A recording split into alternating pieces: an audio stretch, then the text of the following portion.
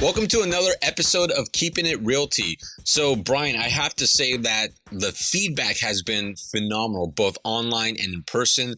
We've ran into several people that have recognized the show, have asked us to do property analysis, called us, and talking about commercial sales. And it's this show. It's exciting because the show is picking up a little bit of steam. No. I absolutely agree. As a matter of fact, just literally 2 days ago, I got a call from a fellow broker who I worked with on a commercial deal in Atlanta, Georgia, 10 years ago. And he literally was like, hey, would you mind breaking it down? Would you represent me as your client in the Bay Area? I want to buy 4 unit, 6 unit buildings. I have a partner. We have some capital. So, of course, I was like, yeah, sure, I'd be happy to help you. And, I've actually gotten a couple of private messages saying, would you analyze this property for me? And, hey, I've been watching your show. So thank you for the feedback and thank you for the support. Keep it coming. In fact, one of the properties we'll be analyzing today will be from someone who would ask me my opinion of the property. Yeah. So again, thank you to everyone who's watching on Facebook and YouTube. Thank you to the listeners on iTunes, iHeartRadio, and Spotify. And quick shout out before we get started to East Brother Beer Company for being the beer sponsor of the show.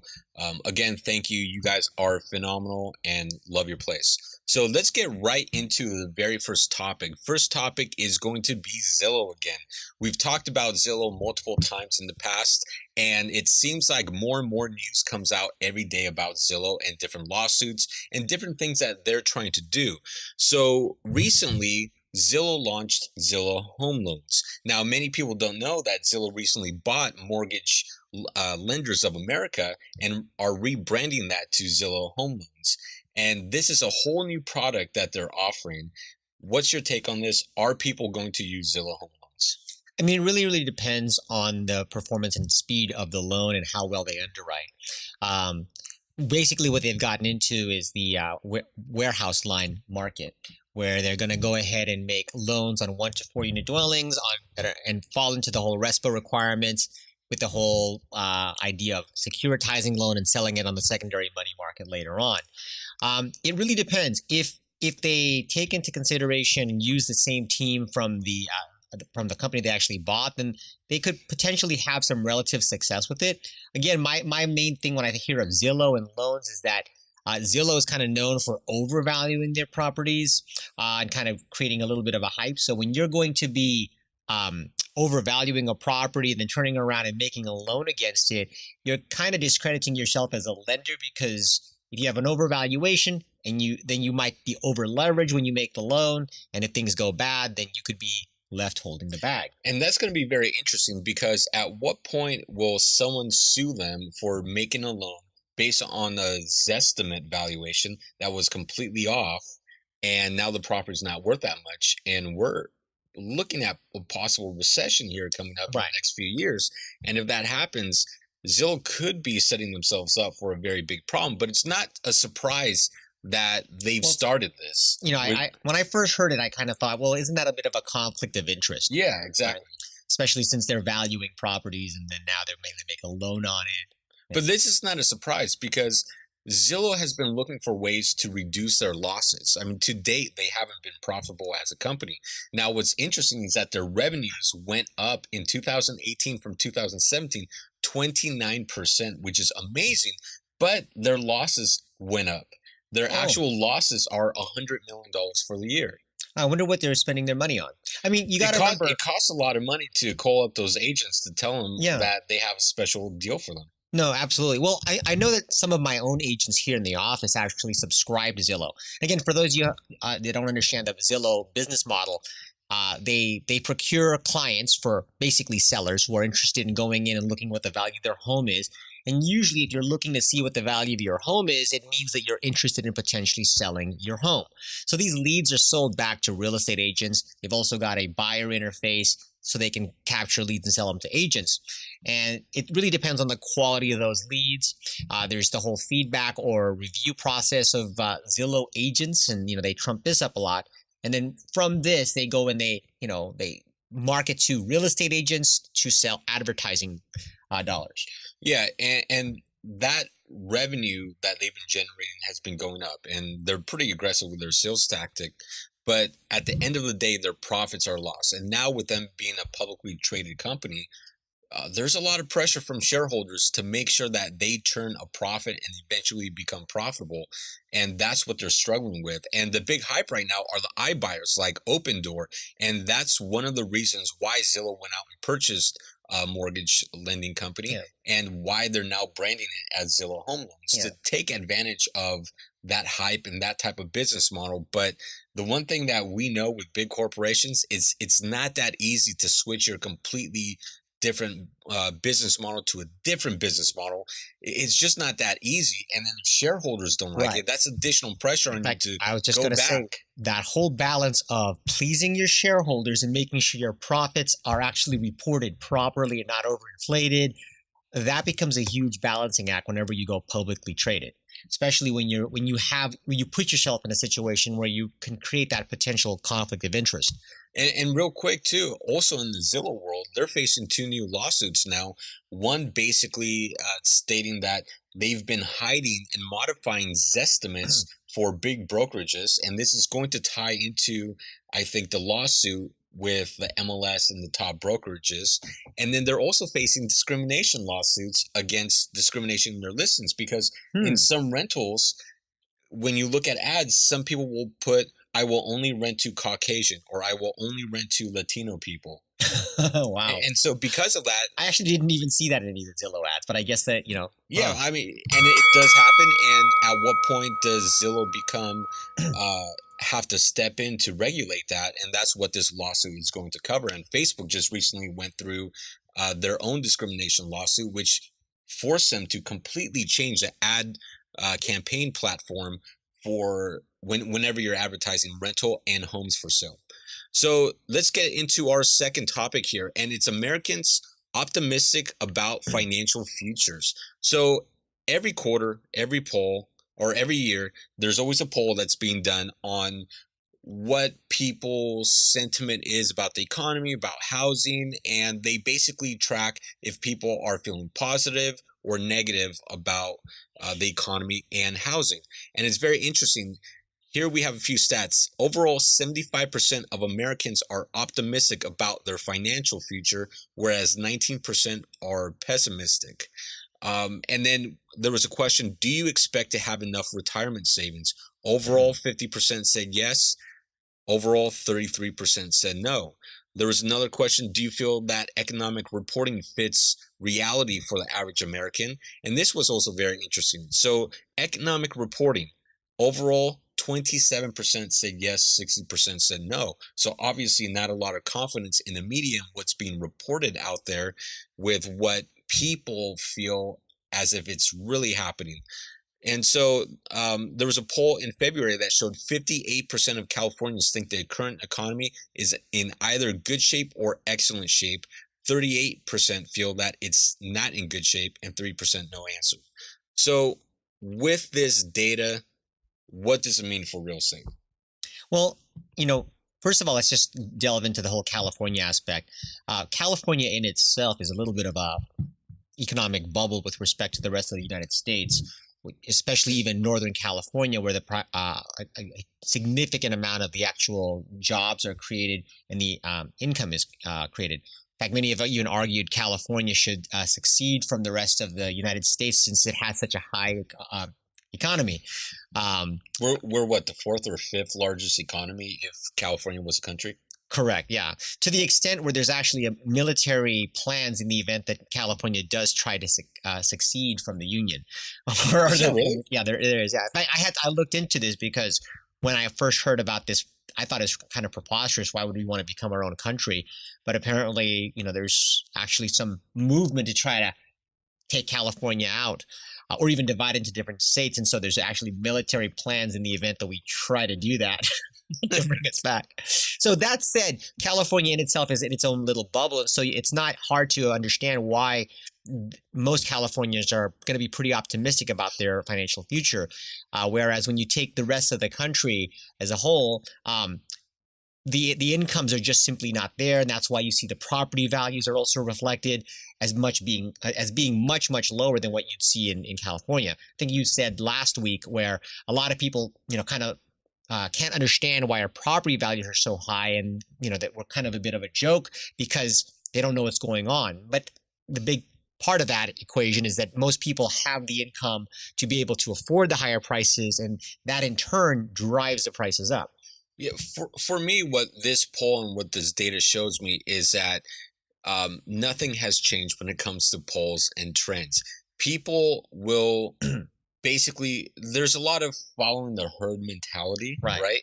And so if overall the media is reporting that the economy is great, there's no issues, overall you tend to see people being optimistic with the economy. Yeah. Now, on the flip side, if the media is reporting a lot of negative news, you also see a lot of people reporting very negative outcomes for the economy. And we see this because at the end of 2018, when we saw interest rates jump up, and I'm talking about mortgage rates, when mortgage rates went from the high threes to the low to middle Yeah, in fives, fact, let's we put that saw in perspective. From the high threes to the middle low. fives. Yeah, and for a lot of you viewers that have been alive for a long time, you guys remember 8, 9% rates. Some of you even remember 18% rates. Yeah. So the big scare of just going from 3.8 to 5.2 rates was huge enough to where it created a lot of scare in the economy. And then when you had the Fed raise the rates multiple times last year, and especially toward the end of 2018, all of a sudden you saw people on the polls being very negative because what they were hearing on the news was very negative. Everyone started talking about a recession in 2020, and you started to hear of Payless having to close down 2,100 stores. You heard of GM basically laying off 2,500, mainly executives. I mean, you hear a lot of negative news. However, now that we have an inverted yield curve and you see short-term rates higher than long-term rates, and now that's changed, then you have mortgage rates drop from 5.2% back down to 4%. In fact, jumbos you can get for 3.8% again. Right. And guess what that means? Now there's positive news that maybe we may not go into a 2020 recession. Maybe it's already been priced into 2019. Maybe a recession won't hit for another 4 or 5 years. And guess what? It's not surprising that now the poll that came out in March is showing a very optimistic outlook for the economy.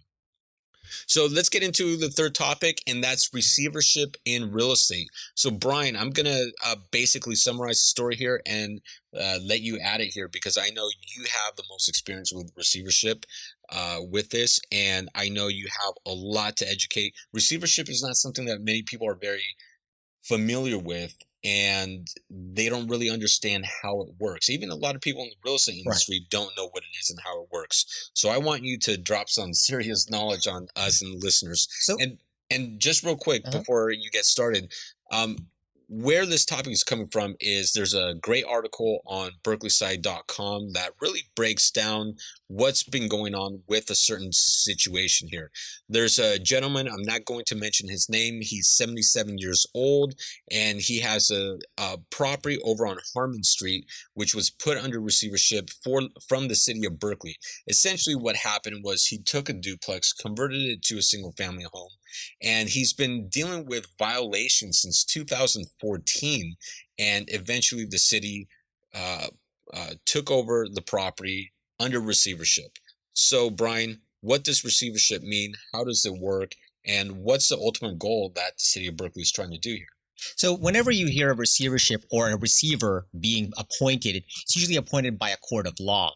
Most of the time, it's when a bank files a notice of default on a borrower, and a lot of times you'll see this happen with multi-unit dwellings where there's income involved. So the receiver, for lack of a better word, is the person who steps in place of the owner who is supposedly doing something bad, whether it's wasting the property, not running the property properly, so therefore rents are going down or not being collected. Or in this particular example, the city got the court to appoint a receiver because the owner of this property had made several violations with respect to the property and the building code.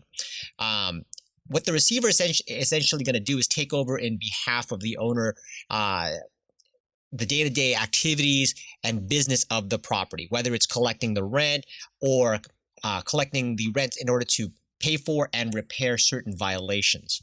And usually when this takes place, the receiver charges some ridiculous, inordinate amount of hourly work or hourly charge to the property. So this is tacked on to the cost in addition to whatever defaults that the property might have, whether they're permit violations or if you're late on your mortgage and you're now in the notice of default stage, the lender is tacking on legal fees. That's usually in association with a receiver. So all of these expenses are being tacked onto the mortgage or the debt that's being weighed against the property, all with the intent that the individual starting the request for a receiver, like a bank or in this case a city, can essentially foreclose.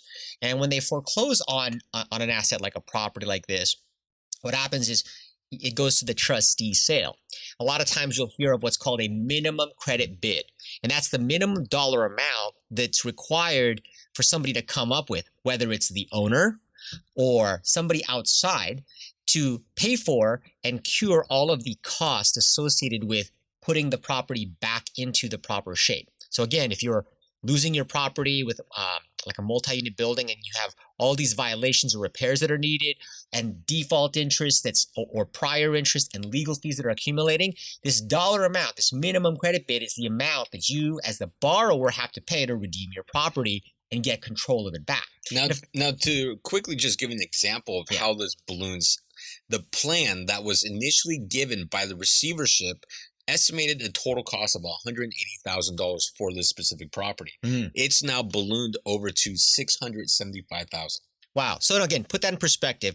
When this property goes to a trustee sale, there's going to be a minimum credit bid of $675,000, right? So a lot of times savvy investors will go in, they'll value the property and they'll go, oh, look, the property is either worth less than $675,000 or worth more than $675,000. So obviously if it's worth more, then outside people at the trustee sale will be willing and able to come in with cash to take control of the property. It's the same thing that happens when you have property taxes that are in default for the last 5 years. So if somebody from the outside comes in and does this, then all of these expenses that are associated to securing the property are paid and that person becomes a new owner. The old owner can also just as well turn around and pay these expenses, right? Because these are the cost of expenses that the city deemed was necessary to cure the property or whatever violations they imposed on it.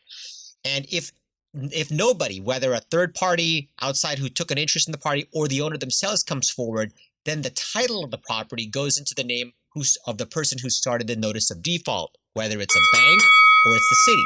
So it's a way of taking control of a property away from the owner when for lack of a better word, all hell is broken loose, whether mortgage payments are not being made or violations are being made. Yeah, and in today's environment, a lot of people are really upset in this situation because they feel as if the city of Berkeley they were too quick to act and put the property into receivership as opposed to really researching for other options. But I mean, 5 years is a long time to correct certain violations with the city. I mean, most cities only give you 60 to 90 days to take care of it. 5 years is more than enough time. And, it's also one of the drawbacks of California with all our zoning laws that, takes forever. It takes forever. But even if you have a duplex on the property and you want to convert it to a single family home and it's not really causing any damage or harm to anyone because you're living in the property yourself, well, there's still zoning laws, there's still ordinances, there's laws that you have to follow, and that's how it is here in California. Not the same in other states that do not have. There are states that do not have zoning laws, and you can literally just build whatever you want as long as you own the piece of land. Yeah, in fact, I'd like to probably do more research on the actual case because of the fact that, one, the guy was living there with his own family and he was converting a duplex to a single family. So somebody had to go over and report him to the city to make the complaint even known, because when you look at first sight of the building, it doesn't look like there's anything readily apparent from the outside that would cause the city of Berkeley to come in and inspect the property for violations. So the key here of this is really to make sure you're friendly with all your neighbors. Right. Okay, so next topic is SB 50. So Senate Bill 50 is being introduced. And this is very interesting because, again, we keep going back to housing issues in California and also the Bay Area. And Gavin Newsom is really making a big push with a lot of the friendly Democrats, Republicans that he's friends with to really push housing bills that will really simply increase the supply of housing. There's a very, very great video that was done by the Wall Street Journal on YouTube just a couple weeks ago that showcases the reason why prices in California are so high. So if you have a chance, go check it out. Sam on Facebook and YouTube, let's go ahead and link up that video for people to follow along. And so, and so it basically comes down to we don't have enough supply of housing in California. So how do we fix that? We have to increase supply. So what Senate Bill 50 does here is that it aims to ease zoning restrictions around transit centers, allowing for higher density buildings to go up near transit centers like BART, Amtrak stations, etc. And so I think this is great because you're going to be able to build larger density buildings, but they will have easy access to public transportation, which is perfect because then you don't have to deal with so many cars and so much like traffic issues. So I think this is a good idea, but it's no surprise that guess what? San Francisco is now opposing it. They've come out verbally and said they want to oppose it. No, it makes actually no sense to me. Again, the whole SB 50 is supposed to make it easier to develop, right? And when I was going through this, one of the things I was particularly looking for was just from my own perspective, I'm in the process right now of getting entitlements to build a 55-unit apartment building, right, in one of the local Bay Area cities here, near a transit zone, 4 blocks from the BART. And, of course, one of the hurdles I've got to face as a developer is the various costs and permits, or what we call soft costs. So one of the costs I have to spend $150,000 on artwork on one of the particular elevations of the building or one of the sides of the building. And again, all of these various things play into the amount of rent that I'm going to have to charge because all of these various costs are going to go up. So one of the things it didn't really address things like that because there's all kinds of different beautification laws that go along depending on each city. And this kind of addresses it from a state standpoint. But then you have cities like San Francisco that'll turn around and oppose it regardless. And so dollars and millions and millions of dollars are spent battling back and forth to get something done exactly the way everybody wants it that everybody absolutely needs, which actually doesn't make it that much easier. Yeah, I feel like many people in California, especially politicians, have forgotten the basic supply and demand rules that we all learn in elementary school. The more inventory you have, and if demand remains the same, prices drop. Right. If demand drops, inventory rises, you have a much bigger drop. So the key, and we have a high demand here in California of people wanting to move here, wanting to live here. The reality is California, again, as a reminder, is the fourth or fifth largest economy in the world if it was separate by itself. That alone tells you there's a lot of demand, there's a lot of money here in California, there's a lot of business, a lot of opportunity here. People want to live here, people want to stay here. With that demand, you have to keep up with inventory supply for housing. If you don't, which we haven't kept up with for like the last 10 years, like we've been extremely, extremely low. We were even lower than that. You can track the cycles. It creates this very environment that we're in right now where you have extremely high rental prices, and even if you wanted to buy, it's extremely expensive to buy here. Right. In fact, one of the things that the cities in the Bay Area did, like specifically Emeryville, to kind of expedite this, was certain cities like Emeryville would pre-entitle or rezone specific areas to fast track a developer to be able to go in and know they can go immediately to multifamily, as opposed to how traditionally development is done, where you go in and you have to go for a petition of variance or change the zoning laws. And this is specifically what it's addressing, making it so that you can have higher density, whereas in specific areas that were zoned for multifamily, but with a lot less density. And again, but there's a whole lot of other aspects to it that it addresses that just increase the cost of building, such as beautification plans and things of this nature that have to be spent, and then permitting fees. And If it had more of that of a focus, then I think it would also make it easier. So you have to spend $150,000 on artwork. Can you just buy like one painting and just mount it? I was, yeah, with the architect and I, and my partner, we were all, joking back and forth as to different things that we could spend that on, and I was like, wow, $150,000 on artwork. What's deemed as artwork? Or get the Mona Lisa, maybe. It's like a small little, I think 12 Mona by Lisa is 12. going to cost you way more than Exactly. 150,000. Well, no, just get a replica and call it, say it was worth 150,000. You got ripped off if it's a replica. Exactly. Okay, so now we're going to get into the property analysis section. So Brian, what do we have to analyze today?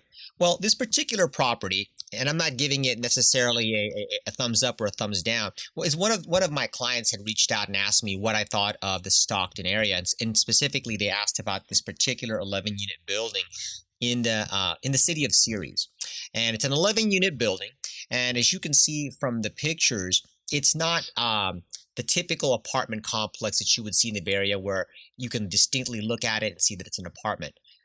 In fact, it's comprised of an 8-unit building, a duplex, and a house to get all of these 11 units into place.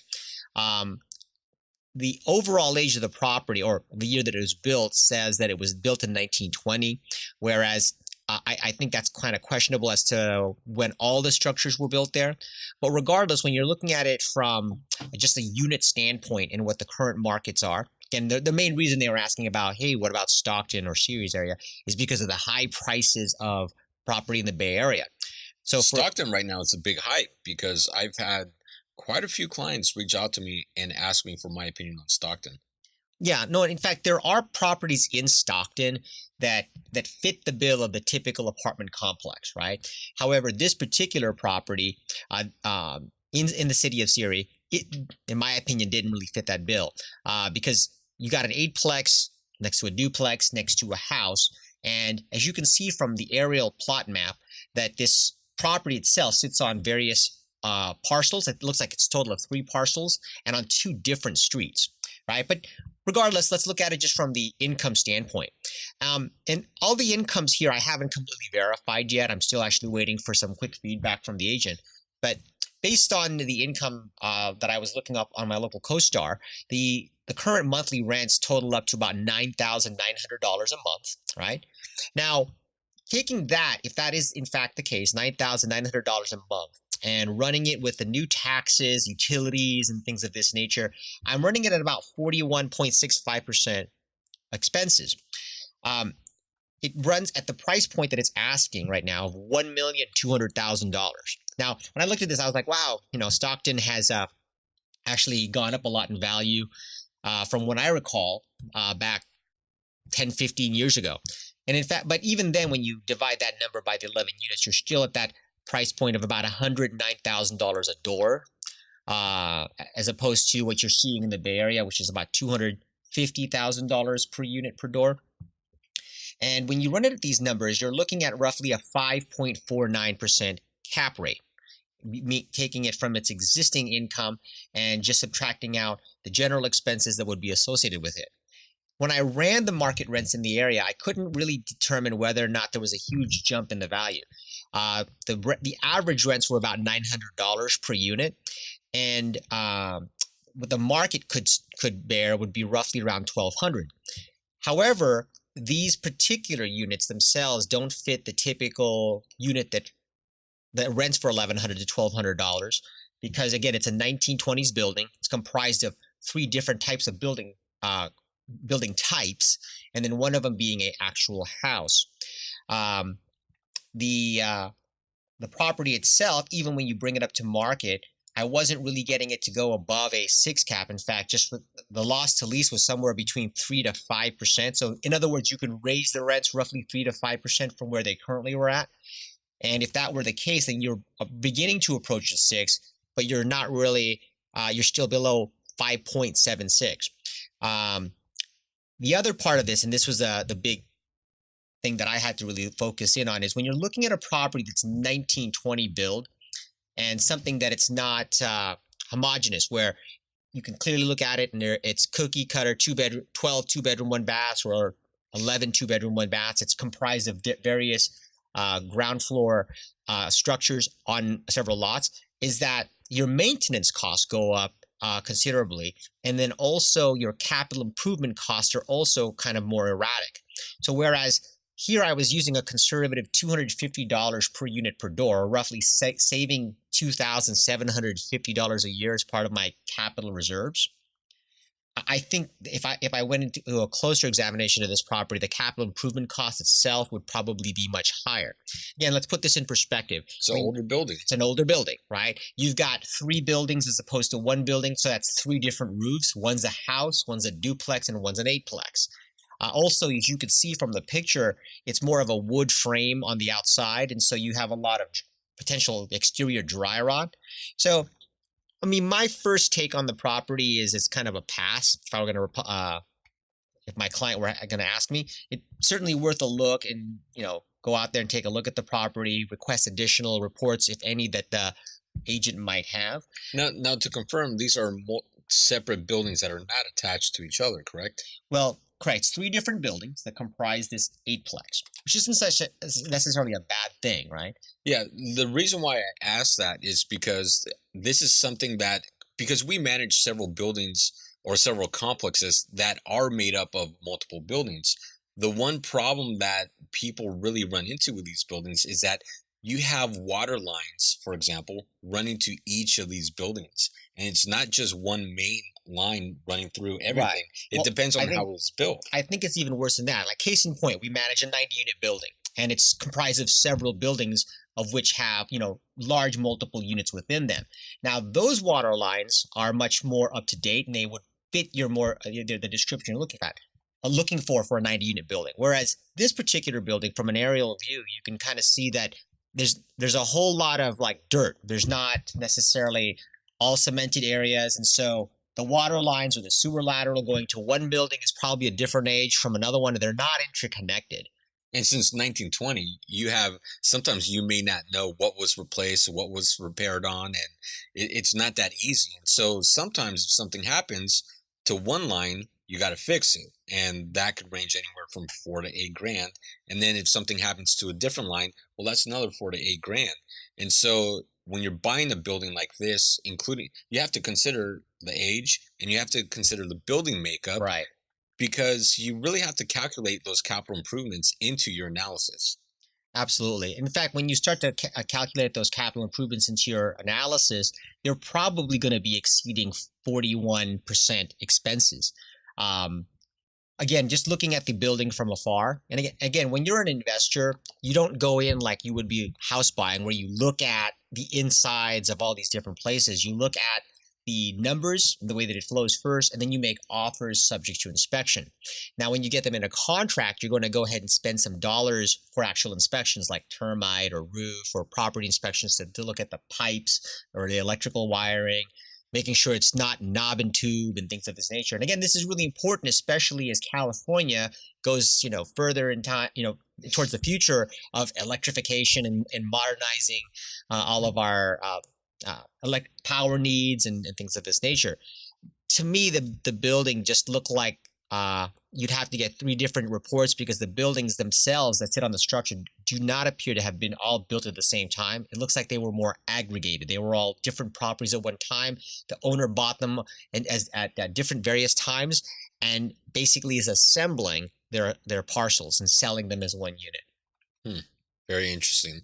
So, what's the outlook for this property? I mean, is this something that I think you just said it would be a pass on this, right? I would say don't go forward on this property to my client, but I never do that until I more thoroughly investigate the property. I'm going to wait to hear back from the agent. But just that was my initial glance, looking at public records, looking at the history of the property, looking at the how the property is laid out on parcels, because it wasn't something that was built all at the same time. It looks like they were built at different times. You're basically buying three different properties, but they're being aggregated into one price. You know, one of the best tools to use is Google Earth. Oh no, absolutely, yeah, it's Yeah, I mean, amazing. Google Yeah, Earth is amazing. Like, you can literally pull up any parcel. You can search whatever you need to search, but it's great because it does give you insight into the terrain if hmm you really need to look at that. But also just everything from an aerial top-down view to really see where everything's laid out. How close is it to public transportation, restaurants, stores, because all that also ups the rent prices or your potential rent prices that you can get at market. Yeah, absolutely. So, I mean, with that said, please feel free to reach out to us if you have any questions on any other property out there. A lot of times when we're doing these property analysis, there will be different properties that I might be pulling up for my clients and making a recommendation. And so I just like to kind of give the audience an insight as to different ways to look at property, look for value adds. And in this particular case, I just didn't see that many value adds, but I'm still going to keep investigating for the benefit of my client who was interested in this particular property. Perfect. So we want to thank East Brother Beer Company for being the show sponsor. Catch us on next week's episode. We plan to talk about power plants and how that affects property values. Bart going into Silicon Valley, which is very interesting. I attended a conference just last week where they broke down this big giant transit center that they want to build. They even have fancy architects from Australia flying in to design this beautiful transit They're center. probably going to make them spend a whole bunch of money on exterior artwork. Probably. It's going to be better artwork than yours, though. Oh, well, it's probably going to be a higher dollar amount. Yeah, and we're also going to talk about top features when you're selling a home. So we're going to get away a little bit from the multi-unit properties and go back into the single-family home. Top features that will help you sell properties, especially in today's market. And so, again, thank you for watching on Facebook and YouTube. Thank you to East Brother Beer. Make sure to catch the audio version on iTunes, iHeartRadio, and Spotify.